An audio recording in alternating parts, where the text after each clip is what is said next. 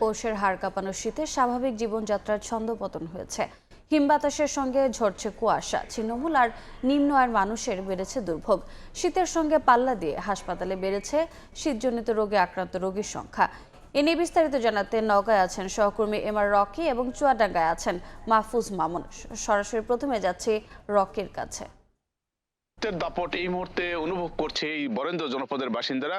হিমালয় থেকে ধেয়ে আসা হিম বাতাস, কনকনে হিম বাতাস এই মুহূর্তে বয়ে যাচ্ছে, ফলে স্বাভাবিকভাবে এই জনপদের উপর দিয়ে এক ধরনের ছন্দপতন হয়েছে। গত সপ্তাহ জুড়ে আমরা লক্ষ্য করছিলাম এই বৈরী আবহাওয়া এবং তীব্র যে ঠান্ডা তা কিন্তু প্রতিনিয়তই সকাল থেকে দুপুর পর্যন্ত কোনো সূর্যের দেখা মিলছে না, ঘন কুয়াশা ধরছে।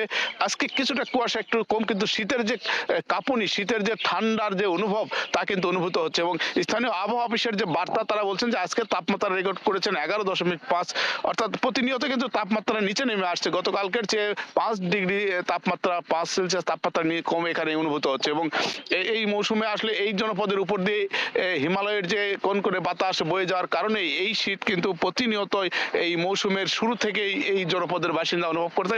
তবে এবার হঠাৎ করে পৌষের প্রথম থেকেই কিন্তু টানা এই বৈরী আবহাওয়া এই এলাকার মানুষকে অনেকটা কাবু করে ফেলেছে। এবং তীব্র শীতের সাথে ঘন কুয়াশা, সেই সাথে এই এলাকায় আসলে এই মৌসুমে বুড়ো চাষ করার একটি মৌসুম, বুড়ো আবাদের প্রস্তুত করার মৌসুম। তীব্র কনকনে ঠান্ডার কারণে চাষিরা এই মুহূর্তে চাষাবাদে নামতে পারছে না। এবং স্থানীয় বাসিন্দারা আসলে গরম কাপড় কেনার জন্য অনেক জায়গায় ভিড় করছেন। সেই সাথে হঠাৎ করে এরকম আবহাওয়ার এক ধরনের ছন্দপতন হওয়ার, তারতম্য হওয়ার কারণে কিন্তু রোগ বালাইয়ের প্রকোপও আমরা বেশ লক্ষ্য করছিলাম। জ্বর, সর্দি এবং শিশু এবং বয়স্কদের ক্ষেত্রে এই প্রকোপটাই অতিমাত্রায় দেখা যাচ্ছে। এবং অনেকেই আসলে একটু সকাল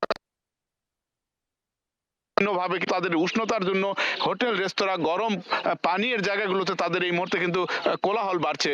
এবং সকাল থেকে এক ধরনের এই যে আবহাওয়ার যে আচরণ, এই আচরণটি কিন্তু স্থানীয় বাসিন্দারা হঠাৎ যেহেতু এসেছে, তারা অনেকটা আগ্রাসী মনে করছে। এবং এবার শীতের যে ধকল, তীব্র কনকনে এই আবহাওয়া আসলে অপ্রস্তুত ছিল স্থানীয় বাসিন্দারা।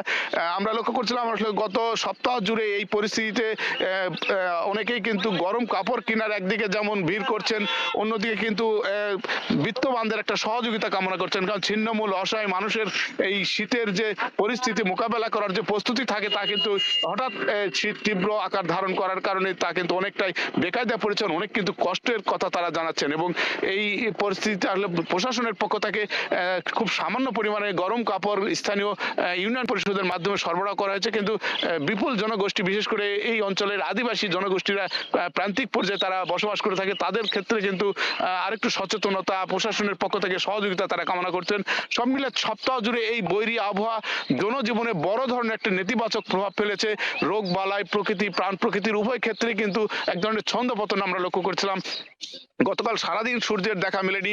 আজকের আবহাওয়া কিন্তু এক ধরনের শিশির ঝরছে, সকালে কনকনে বাতাসের সঙ্গে শিশির ঝরছে, কুয়াশা কিছুটা দাপট কম রয়েছে, কিন্তু হাড় কাঁপানো যে শীতের প্রভাব তা কিন্তু অনুভূত হচ্ছে। এবং এই অনুভূত আবহাওয়ায় স্থানীয় বাসিন্দাদের অনেকটাই কাবু করে ফেলেছে। জনজীবনে এক ধরনের কিন্তু স্থবিরতা আমরা লক্ষ্য করছিলাম, কাজকর্মে যেতে পারছে না। নিম্ন আয়ের মানুষ সকালে যারা বের হচ্ছেন কাজের, কিন্তু তাদের এই শীতের যে দাপট তাতে কিন্তু তারা কাজে অনেকটা নামতে পারছে না। সব মিলে এই বৈরী আবহাওয়া, স্থানীয় আবহাওয়া অফিসের পক্ষ থেকে বার্তা দেওয়া হয়েছে আগামী সপ্তাহের দিয়ে কিন্তু আরেক দফা তাপমাত্রা নিচে নেমে যাওয়ার কথাই কিন্তু আবহাওয়া অফিস থেকে জানানো হয়েছে। আমরা শীতের আরো খবর জানবো, আমাদের সহকর্মী রয়েছেন চুয়াডাঙ্গায়, জানাবেন সার্বিক পরিস্থিতি। পৌষ মাসের মাঝামাঝি সময়ে চুয়াডাঙ্গায় জেঁকে বসেছে হিমশীত। জনজীবন বিপর্যস্ত হয়ে পড়েছে। খেতে খাওয়া এবং ছিন্নমূল মানুষগুলো চরম দুর্ভোগে রয়েছে এই শীতের কারণে। উত্তরের হিমেল বাতাস আর ঘন কুয়াশার কারণে শীত বেশি অনুভূত হচ্ছে জনজীবনে। মানুষ অনেকটাই দুর্ভোগে রয়েছে। প্রতিনিয়তই তাদের শীতের সাথে একরকম যুদ্ধ করে চলতে হচ্ছে জীবন জীবিকার মাঝে। তারপরেও হচ্ছে চুয়াডাঙ্গাতে শীতের তীব্রতা কোনোভাবে হ্রাস পাচ্ছে না। আজ সকাল 6টায় চুয়াডাঙ্গায় চুয়াডাঙ্গায় সর্বনিম্ন তাপমাত্রা রেকর্ড করা হয়েছে 12.8 ডিগ্রি সেলসিয়াস। তাপমাত্রা কিছুটা বাড়তি থাকলেও আকাশ মেঘলা এবং কুয়াশাচ্ছন্ন আর হিম ঠান্ডা বাতাস থাকার কারণেই হচ্ছে শীত বেশি অনুভূত হচ্ছে। চুয়াডাঙ্গাতে হচ্ছে কর্মজীবী এবং ছিন্নমূল মানুষগুলো চরম দুর্ভোগে রয়েছে। কৃষকরা মাঠে গিয়ে কাজ করতে পারছে না, তার কারণ হচ্ছে কুয়াশা পড়ছে, ঠান্ডা বাতাস, তারা যে হাত দিয়ে কাজ করবে সেটাও হচ্ছে সম্ভব হচ্ছে না তাদের পক্ষে। দুর্ভোগ যেন নিত্য সঙ্গী হয়েছে এই শীতে পৌষের মাঝখানে।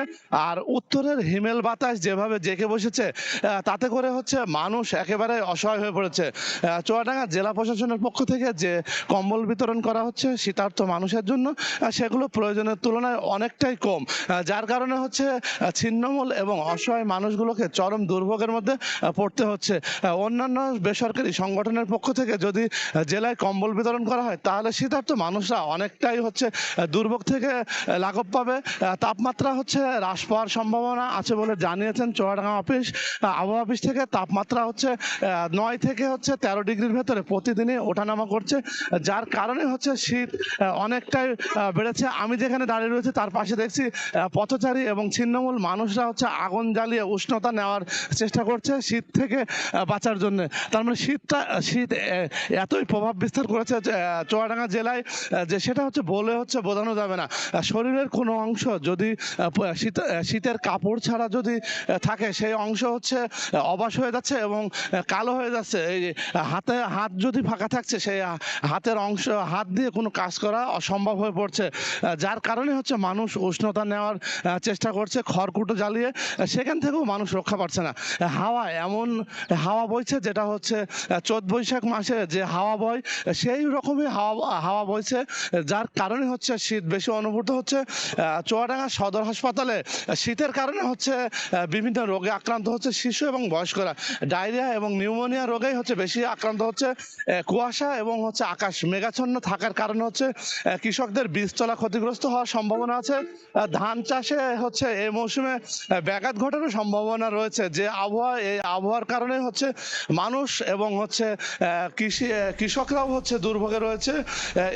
এই ছিল চুয়াডাঙ্গা থেকে শীতের সর্বশেষ।